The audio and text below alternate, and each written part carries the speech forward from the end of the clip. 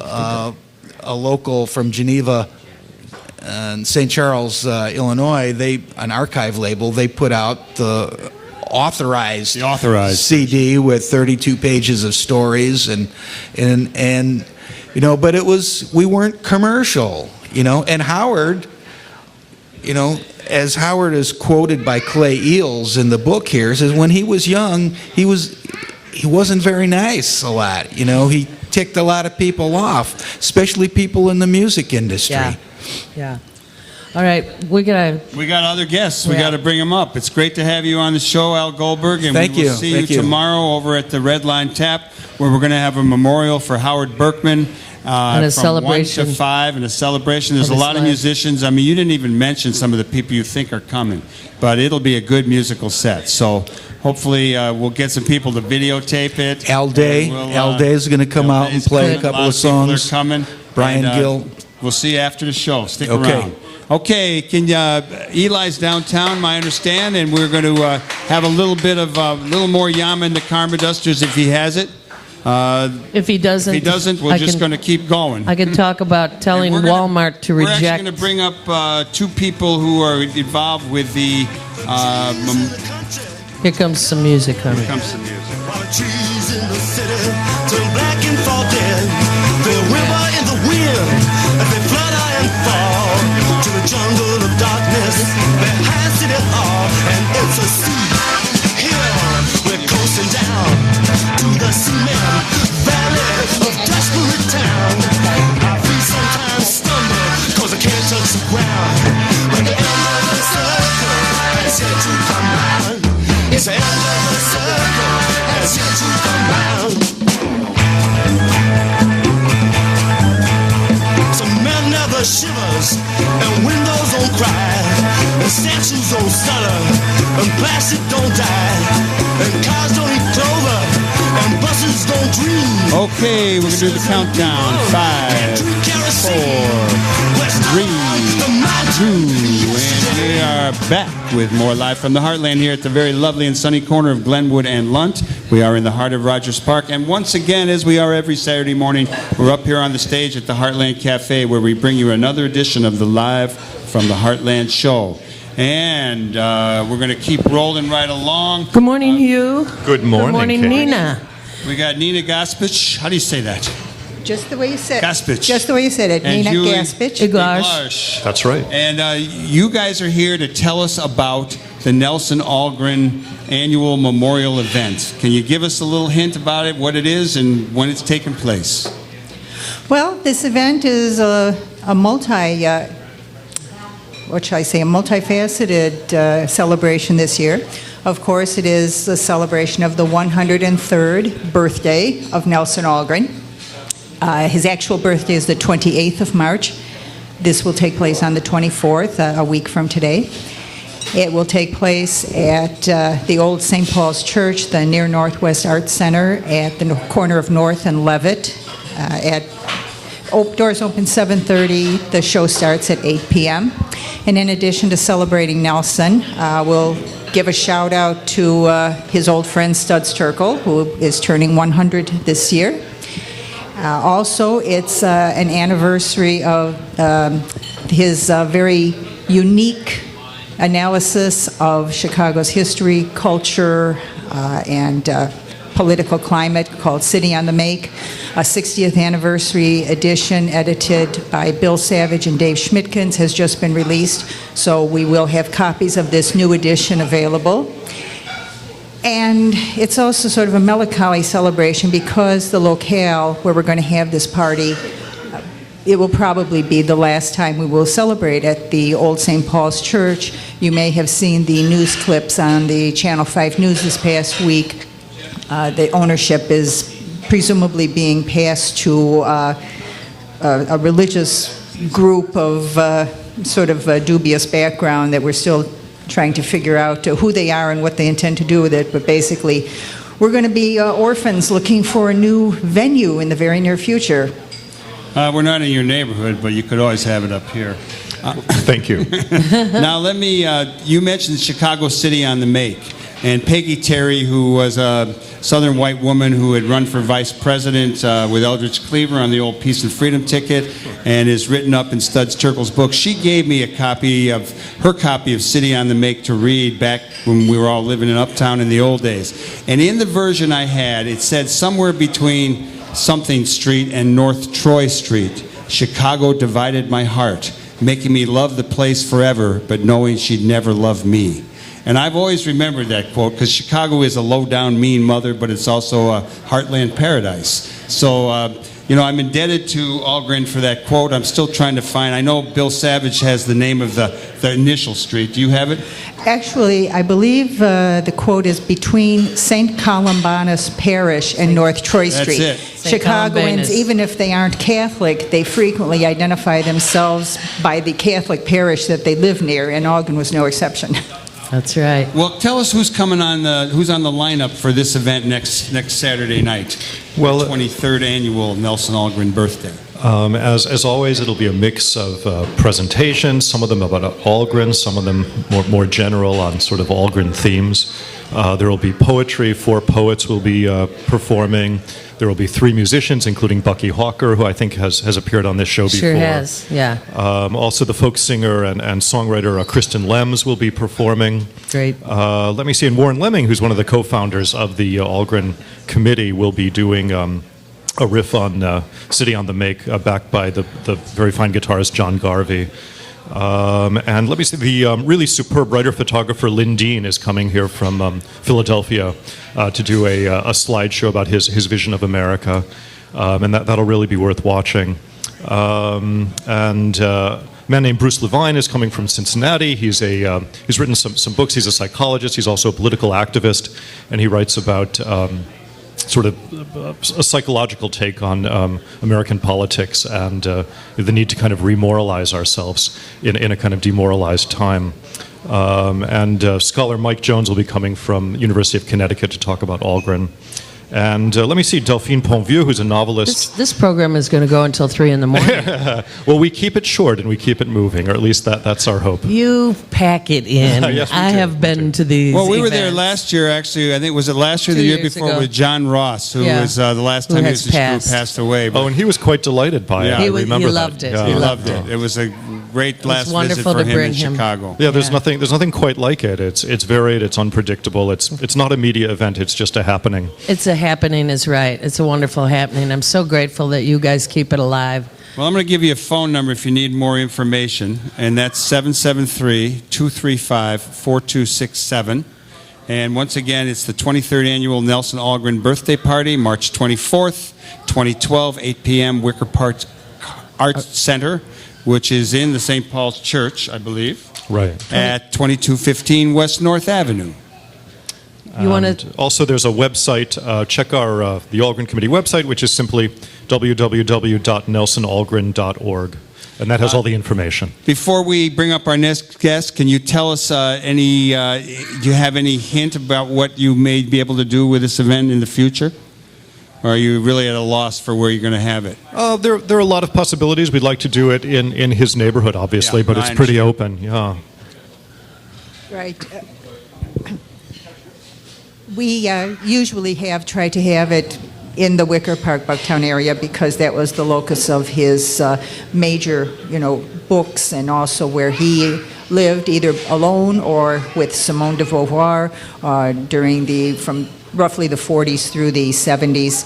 And it's always open to audience suggestions. I mean, anybody who has a special place in mind that they think would be a great place to honor this guiding spirit of the Wicker Park artistic and political and writers community. I mean, we're always open to suggestions. We're always open to new membership. If you come to the event and you get impressed by what goes on, we'd always love to have you aboard. We're always looking for new blood, new ideas, new projects to do. Nina and Hugh, thank you so much for doing this, for keeping this event alive. You were going to just about to say something. Yeah, as I reread Algren, always in preparation for this event, what strikes me is just how intense the nostalgia is in his work. There's always this theme of loss. That's right. That gives his work power, especially Chicago City on the Make, but other novels and stories too. And Chicago does seem to be about loss as a city. I mean, we're losing Hull House, for instance, which has been around for 125 years. And St. Scholastica is going to close in our neighborhood. It's in other places perhaps these things would be considered real institutions, and there would be real institutional support. Here, there's a kind of fragility to things that Algren was very aware of, and it has to do with the intensely commercial nature of the society that and this is what he writes about very unsentimentally in City on the Make. That's why it is a city on the make. Still, and that's just it's a city of hustlers. That's how he describes it. You also give out awards. We do, right. I'm sorry, I should have mentioned that. Yeah, we give out Nelson Algren Committee Awards to artists and activists, people who have perhaps not received their full due in the media, but are local people who have worked to strengthen the community in various ways. And this year, the two recipients are Elliot Zacian, who lives in Evanston. He was a professor at UIC of political science and fought to preserve Maxwell Street. He was in charge of that. Against basically fighting his own employer, which is a pretty bold stance, I think, Yeah. which was UIC, which is the institution that engulfed Maxwell Street. Again, here's one institution that has very little regard for the history of its own setting. And the other recipient is Paul DeRica, who does these quite wonderful. He's spoken here also. He's spoken on your show. He does these wonderful historical reenactments. Yes, incredible. And he's an academic. He's getting his PhD from University of Chicago, looking for a job, and I hope he stays here in Chicago. And I hope this award helps persuade him to do so. Well, everybody should get on down to the Algren event, the annual Algren birthday party next Saturday night. And Nina and Hugh, thanks so much for making the trip. Just one crucial little item here. To come to the Algren event, like we said, doors open around 7:30. Show starts around 8. Admission is $10. $7 for students and seniors. But as Nelson always said... Can't say money on the radio. We're not allowed to say prices. We're going to blip that out. Okay. Sorry. Okay, that's okay. All right, thanks so much for coming on the show. Let's have a big round of applause. We're going to bring up our next friend, Louis Silverstein, and we're going to play another little clip from Howard Berkman and Yama and the Karma Dusters. We got Elliot downtown, and he's taking it away. Okay. We'll be right back with more Live from the Heartland. Thank you. Thank you. Didn't know I couldn't say that. Sorry. We forgot to tell you. Baby, can you get my knapsack? I believe my time has come. I'm gonna walk down to the highway, best sticking out my thumb. I got to get to rambling before it gets too late. I ain't been home in so damn long. Know it's getting hard to wait, but I'm going home. Back to the city where I was born. Hello, Chicago. Goodbye, little country farm. You know the peace and quiet in the country just smothers up my mind. Yes, I have a rider. I believe I'm doing fine. Two sisters from Ann Arbor now rolling down the line. The highway lights are strings of silver pearls strung across. And we are back at live on the corner of Lunt and Glenwood. Very sunny corner. It's going to be a hot day today. It is St. Patrick's Day in Chicago. That's right. The Green River is greener than usual. We're asking you to tell Walmart to reject Monsanto GE sweet corn. Today's the day to call. There's a number. All of us here at the Sweet Rogers Park want you to reject the sweet corn. No. We want Walmart to reject it. Walmart to reject Monsanto's sweet corn. It's 877-796-1950. If you want information, look up foodandwaterwatch.org. We mentioned a little earlier that there's an election going on Tuesday. It really matters that people vote. If you don't believe so, just check out the mayor's office. That was an election that was held a year ago in Chicagoans who still haven't figured out how to vote for someone of their own choice. Most of them stayed home. So this week, we have a lot of choices. There are lists of recommendations for judges. I always think it's a good idea to make a note of who is not recommended and vote no on those folks. Right now, Rick Munoz, running for county clerk, is the closest race that I think progressives would like to weigh in on, and it would make a big difference. Locally, we have a couple friends running against each other for a party position. I hope everyone comes out and casts their ballot for their choice there. It's been tricky to, and there we got it. There we got it. We got some people saying vote for Jim. Y'all know that we've got a long way to go politically as a nation, but right here locally, the most important thing is that we participate, we keep talking to each other, and keep working on making it better. Okay, that's it, Michael. That's good. And there are other people in here I know are not going to vote for you-know-who.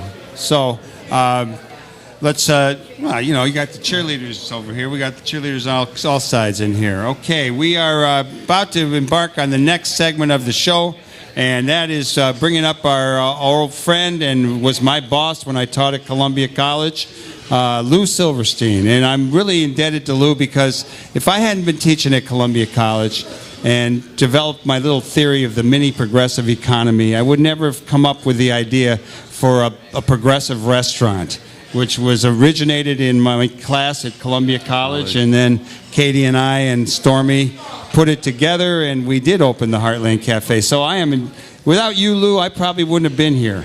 Okay, and without you, the city of Chicago wouldn't be the place it is. So mutual thanks, Mike.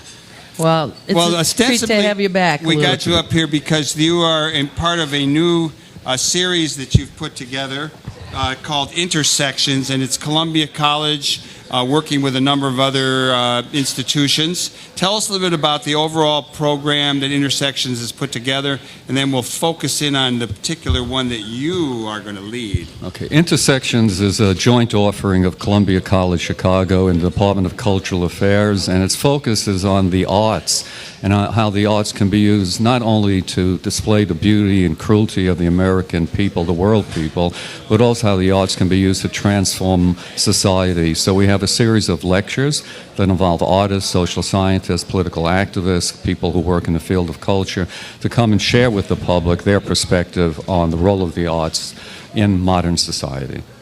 Yikes. You Yikes. sounded very professorial just then when you did that. Well, I am a professor, among other you things. Can't I escape see. I mean, I can't, but I'm from Brooklyn too, so I'm a Brooklyn-based professor. That you clearly have not escaped. No, I have not. So, Lou, there's an awful lot about Columbia College suddenly on the scene. I mean, we had something else that was about the radical teachings. Well, I was going to get to that. Okay. You had an event recently of Columbia College in the early days, and you might want to give us a little brief rendition of what took place, because it looked like a great event. I do apologize I didn't get down to it, but it looked good.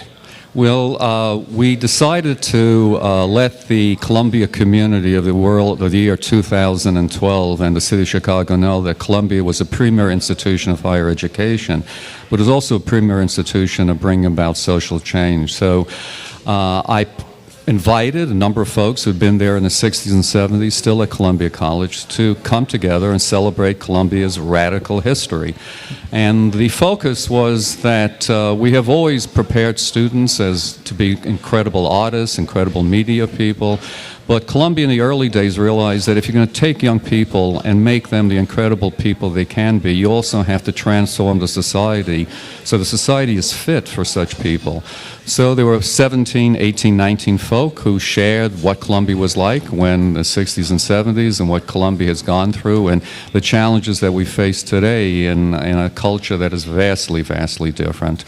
I started the event off by giving due respect to all those folks who were not with us that evening, and since the time I joined Columbia in '69, and I listed 27 names who have gone from the world of higher education to the higher world of heaven and still doing work there, making heaven open admissions. One person that we might mention is Jim O'Brien, Obi, who you didn't know had passed away. but Katie just confirmed that he did. Oh, yeah. Yes. So it would be 28 that it'd you've known. it'd be 28 if I knew that Opie had passed away. Well, Right. Lou, what's Columbia College has certainly come a long way since I don't even know who started, Michael Alexandrov and folks. I really loved teaching there in the old days. What's it like today? It's probably not quite as progressive, but you tell me. And what goes on there? It used to be every TV crew in the city had someone who came out of Columbia College. There were just a lot of people, active. Sure, that's still What's true. it like now? Columbia, when I began Columbia 68, 69, we had about 450 students. The entire college consisted of 3 floors in a factory building on 540 North Lakeshore Drive. Our dance center was an abandoned bank building on Belmont Avenue. Our theater and music center was in a church on Sheffield. We had about 27 faculty in total. We were truly the Columbia family. The president, then Mike Alexandrov, used to have soirees at his place in which we talked about the world, and that included not just teachers like me, professors, but people who were carpenters, people who cleaned the building, people who were secretaries. We truly were a family. We're now close to 11,000 students. We have 22 buildings in the South Loop. There we are a premier Did you institution. say 22 22 buildings? buildings in the South Loop. Last Okay. time I heard, growing all the time. You guys are, you're And dangerous. it costs more to go there. It costs a lot more It used to to go. be that it was really a lot of non-white or third world, was we used to say, folks would go to Columbia because people could afford it and they could get in, and there was money available. Is that still true, or has that changed? Let me go back. We were the only open admissions arts institution in the entire United States, and we gave lots of folk, minority and other folk, an opportunity to show who they were, irrespective of where they had gone to school and the neighborhoods they had grown into. We are now still the premier arts institution in the United States. Certainly, it's much more expensive. The world has gone up. We have fewer minority students than we did before. We're trying to work on that. The main difference is, once again, I say